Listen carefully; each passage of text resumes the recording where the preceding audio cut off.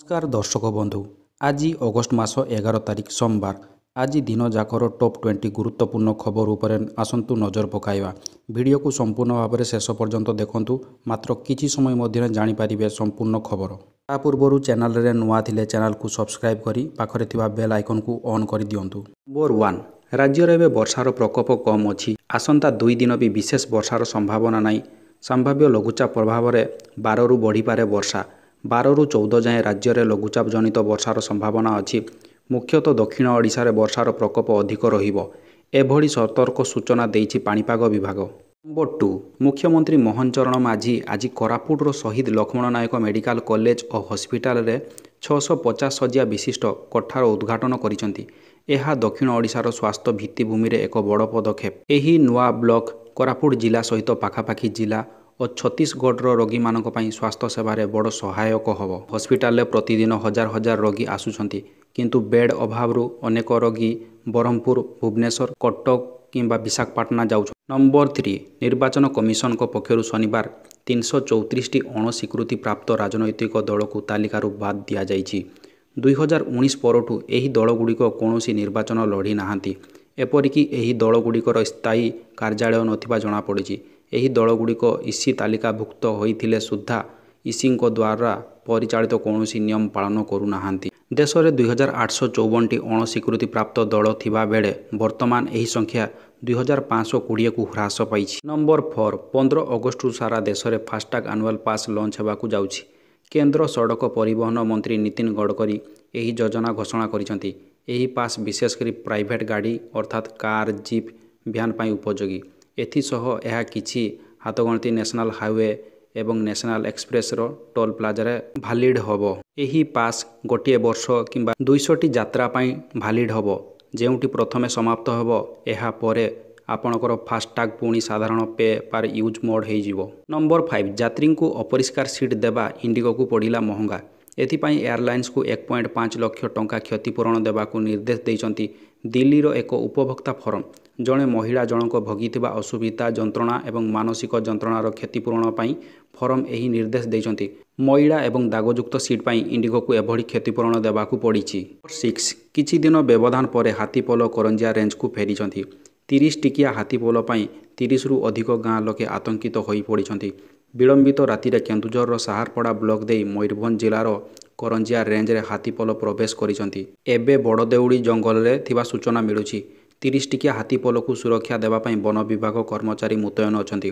बड़देउड़ी अंचल रे जनकर पाचेरी भांगिछंती। केतेक घरद्वार मध्य भांगिछंती। नंबर 7 अगस्ट 13 तारिख रु हेबाकू थिबा एसएससी सीजीएल परीक्षा स्थगित रखिछि एसएससी। एही परीक्षा को सेप्टेम्बर को वृद्धि कर दिया जाइछि। एही परीक्षा सेप्टेम्बर प्रथम सप्ताह आरंभ हब। समस्त छात्र छात्री पुनः परीक्षा करा जिबा नै उपसचिव कहिसंती। जहाँ 29 अगस्ट को धार्य करा जाइछि। पुनः परीक्षा पाई प्रवेश पत्र 26 अगस्ट रु उपलब्ध हब। पटामुंडाई छात्री मृत्यु घटना बॉयफ्रेंड को गिरफ्त करिछि पुलिस। घटनार 5 दिन पर बॉयफ्रेंड प्रमोद कुमार बेहेरा को गिरफ्त करिछि पुलिस। केन्द्रापड़ा पटामुंडाई काठियापड़ा गाँवर छात्री मृत्यु घटनार तदंत जेते आगकू बढ़ुछि रहस्य सेते बढ़िबारे लागिछि। पीड़ितांक बापांक मोबाइल फोन को जबत करिछि पुलिस। बापांक मोबाइल रे मृत छात्रींक आपत्तिजनक फोटो और वीडियो रहितबा सूचना। एही फोटो और वीडियो को पुरुष बंधु तांको बापांक मोबाइल को पठाइथिबा ग्रामांचल थाना आईआईसी सूचना देइछंती। कांग्रेस सांसद प्रियंका गांधी वाड्रांक स्वामी रॉबर्ट वाड्रांक विरोध में प्रवर्तन निर्देशालय ईडीर बड़ कार्यानुष्ठान।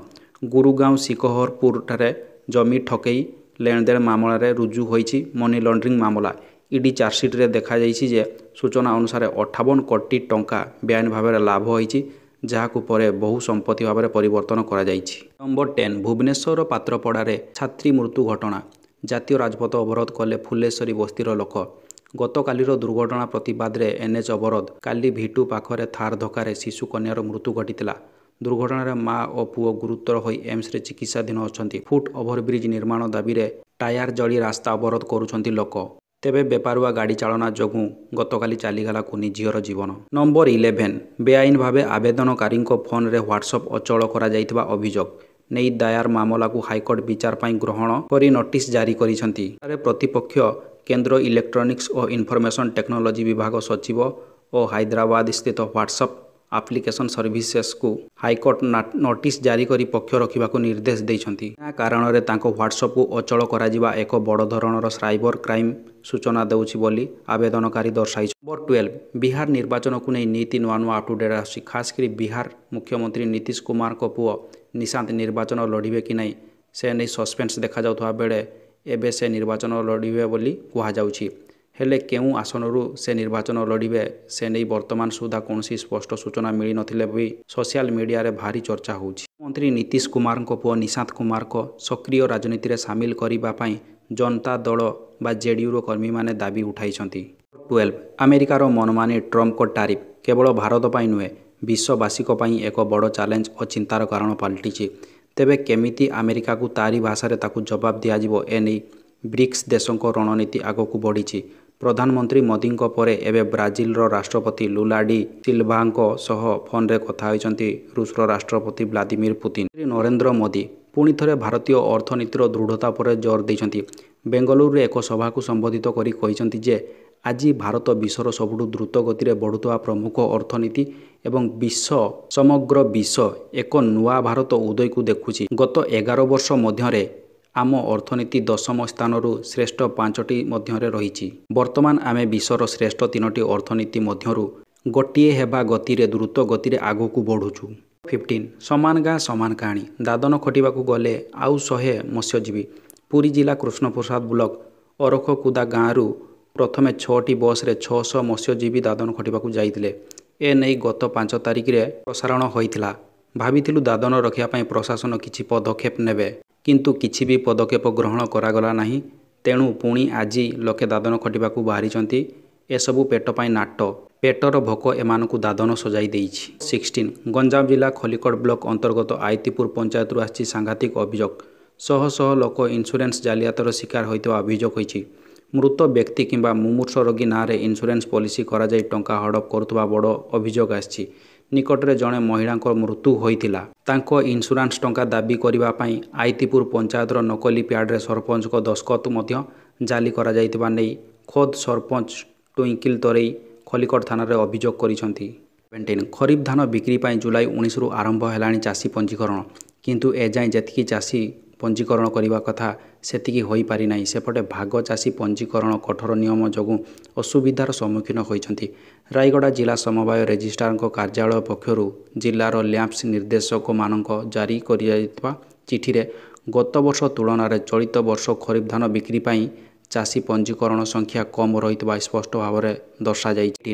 ଆଦିବାସୀ ଇଲାକା ସୁନ୍ଦରଗଡ଼ ଜିଲ୍ଲାର ଯୁବ ସଫଳ ଉଦ୍ୟୋଗୀ ମାଟିରେ ବିଭିନ୍ନ ନିତ୍ୟ ବ୍ୟବହାର ଜିନିଷ ତିଆରି କରି ସୃଷ୍ଟି କରିଛନ୍ତି ନିଜର ସ୍ୱତନ୍ତ୍ର ପରିଚୟ। ମାଟି ପାତ୍ର ତିଆରି କରି କୋଟି କୋଟି ରୋଜଗାର। ନିଜେ ଉଚ୍ଚଶିକ୍ଷିତ ହୋଇଥିଲେ ମଧ୍ୟ କାହା ଅଧୀନରେ କାମ ନକରି ଏବେ ନିଜେ ଜଣେ ସଫଳ ଉଦ୍ୟୋଗୀ ହେବା ସହ ସ୍ଥାନୀୟ ଅଞ୍ଚଳରେ ଅନେକ ମହିଳା ପୁରୁଷଙ୍କୁ ଦେଇଛନ୍ତି ରୋଜଗାର। ତେବେ ପ୍ଲାଷ୍ଟିକ୍ ବର୍ଜନକୁ ଏକ ଆହ୍ୱାନ ଭାବରେ ଗ୍ରହଣ କରି ମାଟିରୁ ପ୍ରସ୍ତୁତ ସାମଗ୍ରୀ ବ୍ୟବସାୟ କରି ଜଣେ ସଫଳ ଉଦ୍ୟୋଗୀ ହୋଇପାରିବ ଏ ନାରା ଦେଇ ଆଗକୁ ବଢ଼ି ଚାଲିଛନ୍ତି ଆଦିବାସୀ ଅଧ୍ୟୁଷିତ ରାଉରକେଲା କୁମାରମୁଣ୍ଡା ବ୍ଲକର ସଫଳ ଉଦ୍ୟୋଗୀ ମନୋଜ ନାୟକ। ନମ୍ବର 19 ଉତ୍ତରାଖଣ୍ଡ ହରିଦ୍ୱାର ଜିଲ୍ଲାର ରୁରକି ଅଞ୍ଚଳରୁ ନାବାଳିକା ଝିଅ ସହିତ ଗଣବଳାତ୍କାର ଘଟଣା ସାମ୍ନାକୁ ଆସିଛି। ନାବାଳିକାକୁ ଗଣବଳାତ୍କାର କରିବା ପରେ ଅଭିଯୁକ୍ତମାନେ ତାକୁ ଛାତରୁ ତଳକୁ ଫିଙ୍ଗିଦେଲେ। ଗୁରୁତର ପୀଡ଼ିତାଙ୍କୁ ଚିକିତ୍ସା ପାଇଁ ହସ୍ପିଟାଲରେ ଭର୍ତ୍ତି କରାଯାଇଛି। ଏହି ଘଟଣା ପାଇଁ ଗ୍ରାମରେ ପ୍ରବଳ ଉତ୍ତେଜନା ପ୍ରକାଶ ପାଇଛି। ଏଠାରେ 3 ଜଣ ଯୁବକ ଏକ ଗୋଶାଳା ନିକଟରେ ନିର୍ମିତ କୋଠାରେ 14 ବର୍ଷୀୟ ନାବାଳିକାଙ୍କ ସହିତ ଗଣଦୁଷ୍କର୍ମ କରିଥିଲେ। ଓଡ଼ିଶାର ଶିକ୍ଷା ବ୍ୟବସ୍ଥା ବନାମ ଜାତୀୟ ଶିକ୍ଷାନୀତି 2020 ସରକାର ଲାଗୁ କଲେ ନୂଆ ଶିକ୍ଷାନୀତି। ଜାତୀୟ ଶିକ୍ଷାନୀତି 2020 ଅନୁସାରେ ଦ୍ୱାଦଶରେ ହିଁ ହେବ ବୋର୍ଡ଼ ପରୀକ୍ଷା ଯେଉଁଥିପାଇଁ ସ୍କୁଲ ପରିସରକୁ ଆସିବ ଏକାଦଶ ଓ ଦ୍ୱାଦଶ ଶ୍ରେଣୀ। ଏଯାଏଁ 102 ହାଇସ୍କୁଲର ଅପଗ୍ରେଡ୍ ସରିଲାଣି। ଆଗକୁ ଆହୁରି ହେବ। ସବୁଠାରୁ ବିବାଦୀୟ ଦିଗକୁ ଠେଲି ହୋଇଯାଉଛି ହାଇସ୍କୁଲ ଅପଗ୍ରେଡ୍ ବ୍ୟବସ୍ଥା। ଅପଗ୍ରେଡେସନରେ ପୂର୍ବରୁ ସରକାର ଆନୁଷଙ୍ଗିକ ବ୍ୟବସ୍ଥାକୁ ଭୁଲି ଯାଇଥିବା ଅଭିଯୋଗ କରିଛନ୍ତି ଶିକ୍ଷକ। ସ୍କୁଲରେ ଆବଶ୍ୟକୀୟ ଶ୍ରେଣୀଗୃହ ଅଭାବ ସହ ଶିକ୍ଷକଙ୍କ ମରୁଡ଼ି।